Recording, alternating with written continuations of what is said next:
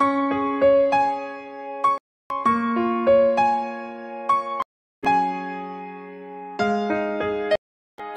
yeah, oh yeah, Ikaw, Beyonce? Siguro po yung ano, daldal po kapag kami lang po. So, Beyonce, next question natin. Papayag ka ba na iba ang ka-love team mo? Tawad. Para kay Beyonce, diba? Noong nakaraan, di mo ito nasagot. Crush mo ba si Eds? Or naging crush mo ba si Eds?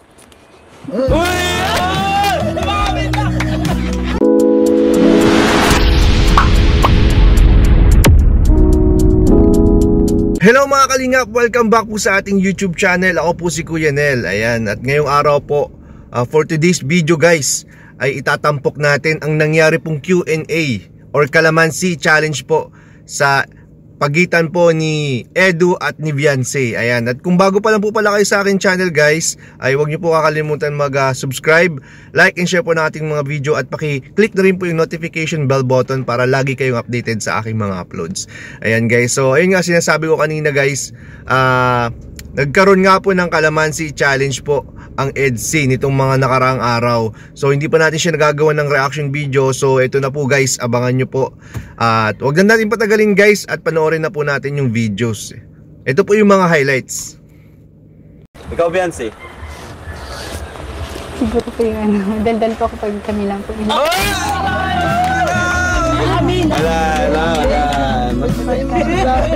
Wala.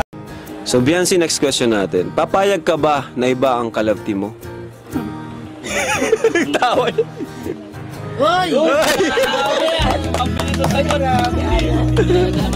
Pero ano, depende pa rin po. Depende sa... Ay, Kuya Balok. Tapos sa'yo, Kuya Rod. Ay, grabe. Gusto niyo po. Ay, papayag ba kayo? Hindi ako payag. Ay, baka ito pumayag. Bakit? Ako. Si Dan nga, nilapti mo sa ibig. Oy! Allah! Bye! Yari, ibang issue na yan. Huwag ka magbintang, Tol. Ganyan dalawa. Ganyan dalawa. Malaki lalo. Nagbibintang kayo. Okay. Sa Eds naman tanong natin, ikaw Eds, kung sakaling ilalaptim ka sa iba, papayag ka ba? Ano ba, si Kuya Bal? Alam mo si Kuya Bal, iba ang ano nun eh. Iba-ibang mga desisyon nun eh. Ay, mag-ano? Magugulat ka na lang. O, kung sakaling ano ka ni Kuya Bal sa iba, ano Eds? Siguro, ano, kung love team lang naman, pwede. Pero hanggang doon lang. Pero kung personal, sa ano na totoo na ko, parang siyempre parang ayoko. Pag sa totoong buhay, ano ba yung totoong buhay? Gusto niya si Beyonce talaga. Grabe! Ayan. Kinakabahan na po si Beyonce. Walang nagkakalamansi, guys. Mga matatagan. Para kay Beyonce, diba? Noong nakaraan, di mo ito nasagot. Crush mo ba si Eds? Or naging crush mo ba si Eds?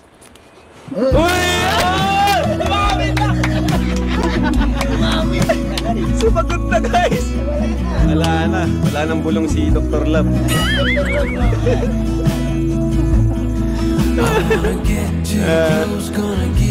Ito, Beyonce, ano? Kung invite ka ni Eds na magbakasyon, kayong dalawa lang, may nag-sponsor, papayag ka ba?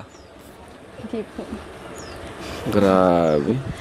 Anong masasabi mo doon, Eds? Di daw siya papayag. Okay lang. Ano, minor pa siya, bawal saka. Siyempre, mas maganda kung ano, may kasama. Uy, grabe ka, Eds. Ay, sa fast talk, describe in one word. Ayan. Alright, fast talk, describe in one word. Kalingap. Kalingap, hope na. Hope. Pamilya. Ay, grabe. Wow, galing. Pampamilya. One Kalingap, one family. Kuya Bal. Ano, innovative. Uy, galing. Kuya Bal. Bayan. Uy! Totoo. Marami mga sagot. Uy, Kalingap rap. Dreamer. Uy! Mga sagot ni Eds na mga deep. Kalingap rap. Pag-asa. Pag-asa! Totoo. Ibang klase ito. Okay na, hindi ko Kalingap Angels. Caring of Angels, parang sisters. Sisters. Kalingap Angels. Friendship. Tama naman, oo. Pagkakaibigan. So, dun sa Kalingap Angels, under Kalingap Angels, Carla. Carla parang... Hindi ko masyado kasi nagpupulo si Carla, pero parang ano siya. Ano, medyo... sensitive. Sensitive. Carla. Magalang. Magalang. Oo nga, nagangpo yun. Grabe. Nagangpo. Opo. Yes po, kuya po. Dara. Ano, parang fighter. Fighter. Independent. Independent.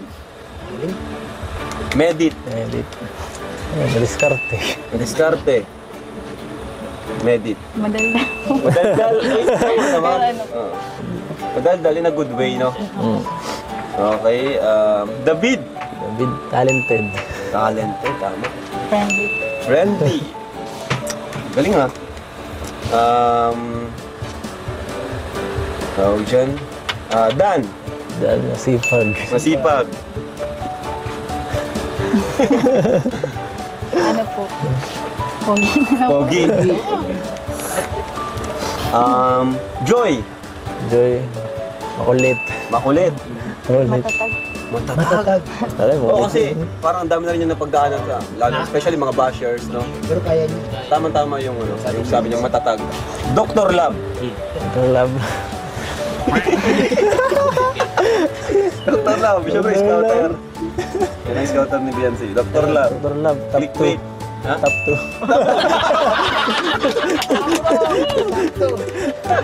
Dr. Love yan.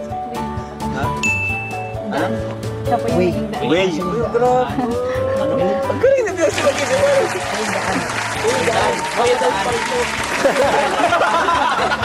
Kalsada ka. Way daw. Grabe. Daanan naman daw. Ayusin mo na yung daan dito. Dumi daw eh. Galing, galing, galing.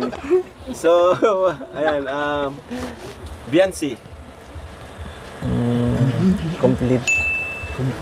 Uy! Complete. Grabe guys! Grabe mga sagot guys, nagugulat ako. Nagugulat ako. Ikaw, Eds, ay Beyonce muna, Beyonce, sarili mo. Siguro po ano, matatag yun po. Matatag. Oh, tama yun, tama. Matatag. And Eds, sarili mo. Eds, Edu, Edu, ano. Alfredo Makulit. Alsula. May ganun no. Ha? Oo, makulit lang din ako eh. Makulit? Ikaw, Eds. Ha? Makulit? Eh, grabe. Paano ka kinukulit? Basta naman tayo. Sige na. Ako nagpapaalam. Tayo, Jomar. Jomar. Friendly. Friendly. Friendly si Pablo. Jomar. Pogi po. Pogi. Jomcar. Jomcar. Bagay. Bagay. Jomcar. Kilig. Kilig. Tayo, Jomcar. Lovely. Forever. Kilig. Gaya-gaya. Sinagot na yung kilig, ano? Oh, ikaw din na. Edsy. Edsy. Ano ba? Ate naman. Kasama pala yun. Totoo. Uy! Amin po. Blessings. Uy! Sings. Totoo kasi dahil sa Edsy ang raming nabiyayaan, no? Mga, especially family ni Beyonce, di ba? Mga reactors, di ba? Mga, ano yun? Si Dr. Lab. Maraming na-bless. Family niya, sila Angel, sila, yung pati kaibigan niya. Sa kalugar ni Beyonce dito. Ba't naman ko nito? Kanina pa siya galit sa'yo eh. Pinisan niya sa nato. Alright, talaga. In the future, naisip mo ba na maging isang vlogger? And sa ngayon, gusto mo ba maging vlogger? Hindi.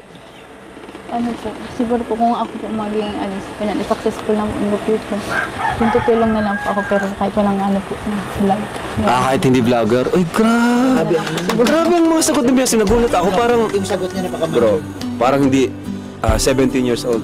Ang isang biyansing na kinakausap ko ngayon. At ayan nga guys, nasaksihan po natin ang Q&A or Kalamansi Challenge po ng EDC.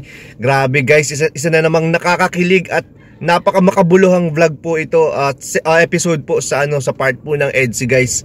Lalo na po sa mga supporters po na nag-aabang po ng EDC. Grabe po itong mga revelation po na nangyari dito sa Q&A challenge na to ni Kalingap Rab. Grabe, shoutout talaga kay Kalingap Rab. Naisip niyo yung mga ganitong mga segment kasi lalo pang ma-hype or lalo pang masasabik ang mga viewers nito. Lalo na guys, yung inamin na po guys ni Edu. Ang ganda nung sagot ni Edu guys. Kung ano niyo masasabi niya sa about sa EDC. Alam niyo sinabi ni Edu, totoo. Yun lang, one word lang kasi fast talk lang yun. Totoo ang sinabi ni Edu. Ibig sabihin, kung ano man yung nakikita ninyo, ay totoo po yun. Kumbaga, yung nararamdaman nila sa isa't isa ay parang mutual din guys. Grabe po. At ito pa isa pa pong narinig kong sinabi po ni Beyonce, madaldal daw si Beyonce, lalo na pagka silang dalawa lang guys. Mamaya guys, bago matapos ang video na to, ay papakita ko po sa inyo ang katibayan. At ayun nga guys, may sinabi din dyan si Kalingap Edu sa tanong na kung magkakaroon siya ng ibang love team, ay papayag daw ba siya. Ayan, ang sabi naman ni Edu ay okay lang kung love team lang, pero ang sabi niya kung sa totoo ay hindi pwede. Kasi alam naman natin guys na kung na kanino na talaga ang puso po ni Edu Ayan, kitang-kita na po yan kahit po nitong mga nakaraang mga vlogs kung saan pumunta sila kay Mary Joy, vlinag nilang dalawa nila Beyonce, kasama po yung ibang K-boys po. Talagang makita nyo naman yung sweetness po ng dalawa, hindi po maitago talaga. Kahit pero hindi pa po kasi to on time. Tamang panahon. Ayan, at nung tinanong din pala guys si Beyonce ni Kalingap Rab kung siya ba ay papayag na magka-love team sa iba. Una po niyang sinagot talaga ayaw niya. Yan, kasi alam niyo naman si Beyonce medyo bata pa talagang mabilis sumagot yan guys. Oo. Tapos ito, ang kagandahan dito, medyo kumambyo siya kasi syempre nasa Kalinga po siya, and then sinabi niya, depende po kay Kalingap Rab at kay Kuya Val. Syempre, ayan ang mga director po natin. Pero kung sa kagaya po ng sinabi nga ni Edu, pero kung sa totoong buhay, hindi pwede syempre. Alam naman natin kung para kanino na po ang isang Beyonce at ang isang Edu. Ayan guys. So, wag na po natin sana gawan pa ng ibang collab team sana EDC na lang forever. Ayan guys. At yun nga pala guys na isang tanong po ni Kalingap Rab sa Fast Talk, tinanong si Beyonce kung masasabi niya kay Kalingap Edu guys. At ang sagot po ni Beyonce ay makulit. One word po ang sagot ay makulit. At sinugundahan naman po yan ni Kalingap Edu na talagang makulit daw po talaga siya. Grabe. Na-curious ako dito kung ano yung tinutukoy nila na makulit. Paano naging makulit? Sa anong paraan? Yan lang po, hindi masyado na nalinaw po dito sa sagot na yan. Pero hayaan nyo po at malalaman din po at aalamin po natin yan sa mga susunod na episodes. Ayan guys, so maraming salamat po sa lahat. Yun lamang po sa vlog na to. And thank you so much po sa mga sponsors na tumutulong po kila Beyonce. Syempre, bago tayo magtapos ay pasalamatan po natin at big shoutout po at suportahan natin ang ama ng Kalingap, si Kuya Val Santos Matubang, si Ate Edna, si Kalingap Rab, K-Boys and Kalingap Partners, Kalingap Reactors at lahat po ng mga grupo na tumutulong po sa mga pabahay at sa mga beneficiaries ni Kalingap Rab ay suportahan po natin. So ayan guys, maraming salamat po sa lahat at hanggang dito na lang po, and Jesus loves you.